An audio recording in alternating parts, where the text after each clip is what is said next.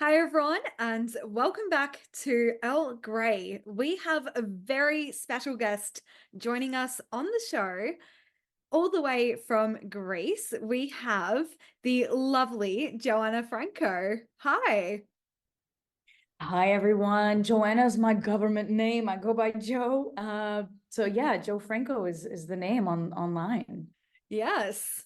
So you are like a jack of all trades, essentially. So you are an author, a travel blogger. You are also one of the hosts of Netflix's hit series, The World's Most Amazing Vacation Rentals. But yeah, um I have really fallen in love with your content on YouTube. And you made a video recently explaining that you actually grew up as an undocumented immigrant in the USA. Can you tell us a little bit about what that was like as a child? I love how we went right into the deep end. I love it. I love that. I'm also the founder of a journaling company, Joe Club, for the journaling aspect. And it's funny because one of our core values is like depth. And so I already love this interview. Yeah. So when I was 5, my mom moved us from Rio in Brazil, a big city, and my entire family is Brazilian, but she moved us to this small town in the States, in this state called Connecticut, which is like very picturesque, very movie like New England. And so we were the first family in the town that didn't speak any English, and that we were, I'm a person of color. I have this like caramel skin. We were so not what everybody was used to. And I mean, as a kid, you learn quickly. So it was a really crazy childhood because I had to learn English for starters. And then I had to learn the power of observation, because when you don't speak a language, you become a master observer, because that's like the only language that you have at your disposal, is like looking at body language and people's moods and reading the energy. So I think my childhood, while it was undocumented for 12 years, it was a lot of kind of like observing in silence and living in the shadows and observing how dynamics around me work. And it's a really fun thing to do, even if you are documented, even if you can travel. Just being a keen observer is what I took away from that chapter. Yeah, it's really interesting that that is something you learned early on in your childhood. And then you kind of took that from observation into learning languages. So, Yeah. yeah, what how did you learn your languages and why did you learn them? I know we're living in the age of AI where everything can be translated with a click of a button, and like pretty soon we might have chips in our brains that do all of this language learning for us. But I think as a 5-year-old growing up in a town where no one spoke English, I saw so many things that language facilitated. I mean, language is the bread and butter of why we are the species that we are. Literally, it's because we have the power to communicate, and not only to communicate, but to write things down, right? And to remember things from the past and keep history. All of that would not be possible without language. So imagine you're an adult woman, you're 35 years old, you have 3 young kids from 5 until 12, and you move to a country where you don't speak the language and you must get a job immediately. And so the closest thing you could find to like a stable job is being a nanny and a housekeeper. You put your kids in school, and everybody all of a sudden is completely stripped of their language skills. That was my life and my mom's life. My mom was the 35-year-old woman. And as a kid growing up with your parent unable to speak the language, you have to grow up really quickly because you learn in school. And so you're translating legal documents now for your grown-up parent, and you're telling them what to sign, when to sign, where to sign it. And that's a tremendous amount of power and responsibility as a kid. And so I started thinking as a kid, like, well, if I can learn languages, help my family, help myself, and then help other people, imagine what I could do if I speak 2 languages, 3 languages, 4 languages, 5 languages. And the passion for language learning started from that early. It was like around 12, I got to choose Spanish or French. And I could already understand Spanish because my first language was Portuguese. So I chose French, and I fell in love with French. It's painful, grammar, verbs, all of it is terrible, but like, I don't know, it was also a lesson in grit and like persistence, because language learning, much like learning an instrument or any kind of skill, it requires a tremendous amount of time. And I like that. I like that it was like you can work on it and you feel like you suck until one day, all of a sudden, you could speak this language, right? And so here I am in Greece. I'm hosting 2 journaling retreats here back to back. And I've come to Greece enough times to, even before I came to Greece, I started learning Greek, but now I do things in Greek. And, the property owner loves me. She's like, oh, korichimu, like, my girl, you're back. And it's these amazing lifelong connections that I've forged through language learning. So right now, today, I speak Portuguese and English as basically like fluent native languages, but I also speak French fluently, Spanish fluently, Italian fluently. And I've actually hosted shows and series in those languages, which is hilarious. And then I speak intermediate Greek, read and write, and Dutch. My Dutch is actually just now getting to the level where I can watch shows and speak to people with I don't need subtitles anymore. And my Egyptian Arabic took a back seat because I started learning Greek. But now I'm in Greece and I'm like, oh, I still have this language in my brain. It's really cool. Yeah, it's absolutely amazing that you can build so many connections through learning languages. And I can't wait to hear more of that in part 2 of this interview. Earl Grey is produced for radio broadcast on SYN. Hi, everyone, and welcome back to Earl Grey. We are joined by Jo Franco, who is coming to us from Greece, where she is hosting a journaling retreat as part of Jo Club. So, can you tell us Yeah. a little bit about what Jo Club is and how it got started? Yeah. So my journey, it's very entrepreneurial. I have so many passions that it was very hard to find a job that encompassed all of them. So just for a backstory before we get to Jo Club, I went to college, I studied international business and a minor in sociology. And in college, I went to school in the US, we call it college, university. I went to school in Manhattan. And so I had this amazing, and that was strategic. It was a privilege though, because I got to intern in many different companies and get real world experience. And I did 7 internships before graduating university. And I think that was the biggest thing that I could say. Like, if I could look back and say, like, you go, little Jo, it would be, you would do those internships. I was exhausted, but it was so helpful to have that information so that when I graduated university with my diploma, I already knew what I didn't like.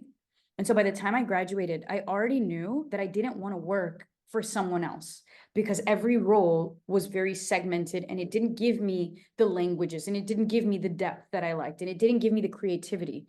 I would always find a role that fit one thing, but not everything. And so after I graduated, I worked for maybe the first year out of college at a travel management company, which is a fancy word of saying a travel agency for corporations. I worked at a co-working space with entrepreneurs, and I thought, like, maybe I'll give this a try and start my own thing. And I had a college buddy of mine who was also entrepreneurial. And so we decided to start a YouTube channel together. And that was all about young travel. So the first 7 years of my career was actually rooted in this YouTube channel where we traveled and made content, and it was very creative. But then we started booking shows for different companies, and I got this experience as a TV presenter as well, which I really loved, which is very different from making your own YouTube videos. Because when you make your own YouTube videos, it's just you and the camera, and maybe you're out in the street vlogging. But when you're filming a show, it's like 14 people staring at you, waiting for you to deliver your lines. It's a different skill set. They help each other for sure, but I saw, okay, these are 2 different career paths, and I like both of them. What I love so much about the YouTube career is that you were able to decide, I want to move into this vertical of tech and start making videos about tech. And the next thing you know, in the next 5 years, your entire business could revolve around tech. And a few years prior, your whole business was around travel.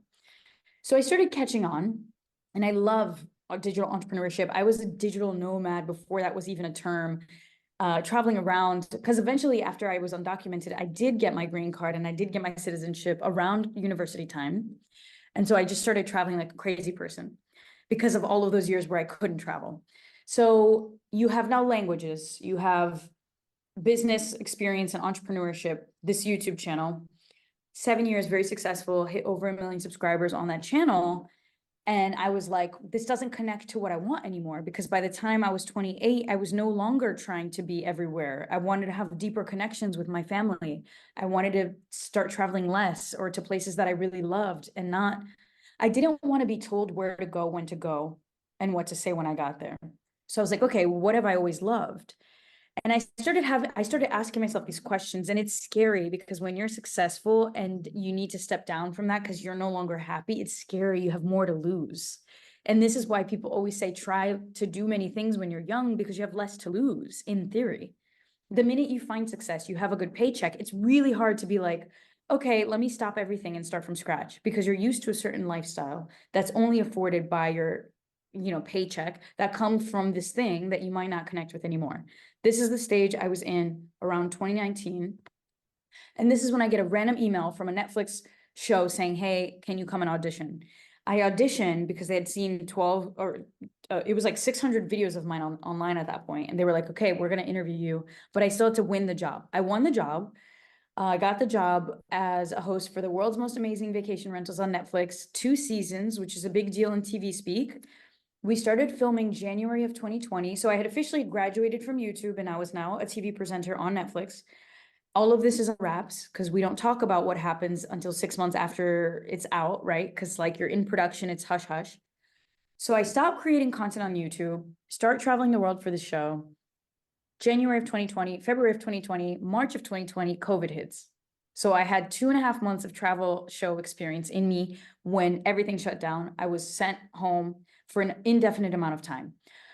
I had always, this entire journey, been journaling. I had always kept a journal from the minute I could write. I was 12 years old and I was writing. I have all of this in backstory in journals.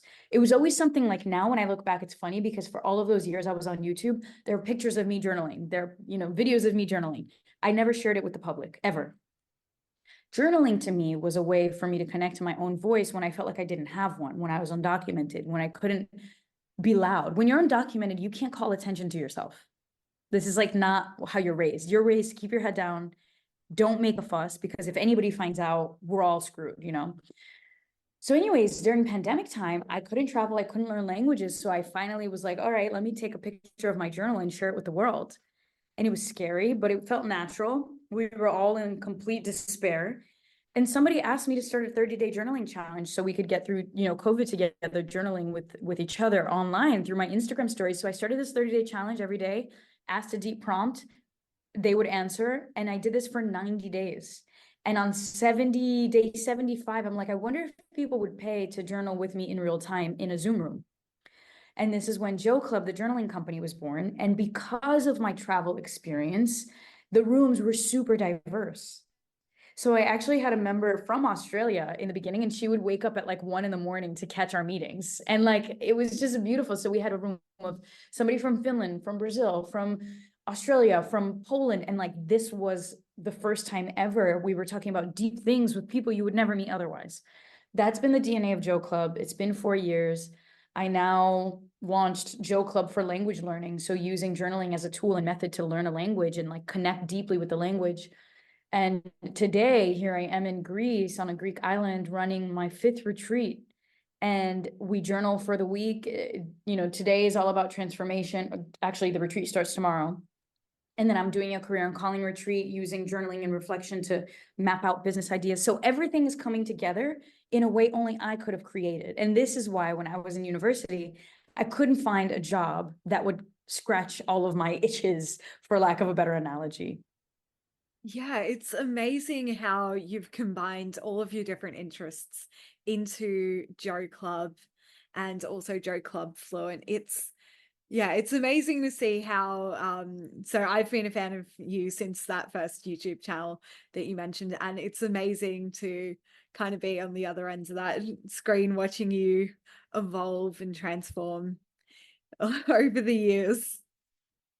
It's been crazy. How do you see it on your side? Like, what do you see? Because, when you live in your world, you only see what you see. Yeah, for me, I started watching your videos when I so I was learning Italian at high school, and I started to get very like disinterested in the language. I know this sounds really bad, but the thing is, I found out a lot later that it was just the way that it was being taught to me, because I'd started learning it in kindergarten and then all throughout primary school, and then in high school I'm like, look, I give up. this is not working for me. And so I started to learn or started to teach myself French. And yeah, I stumbled across your videos and some of your videos as well from being in Paris. And then, of course, you also have a favorite city as well in Italy that I've seen a lot of videos about. So yeah, but honestly, do you have like a favorite memory from your travels? I think with travel, what's been cool is like I can go to the same place over and over again, and with the language, I start seeing different versions of the place, and that's what's interesting. It's not just travel; it's like travel and language, and making it a point to connect deeply. There are some travelers who like to go to many, many places to say that they've been there. I'm not that traveler. I'm the traveler that'll go 100 times to Greece because I want to learn Greek, speak to the people, connect to them deeply, and have family feelings all around the world. So for me, last night I came to this property at like 11 p.m. I hadn't slept in 23 hours, and the host came to greet me, and I had seen her earlier last year, and she greeted me the way my grandmother would. Like that to me is why I travel.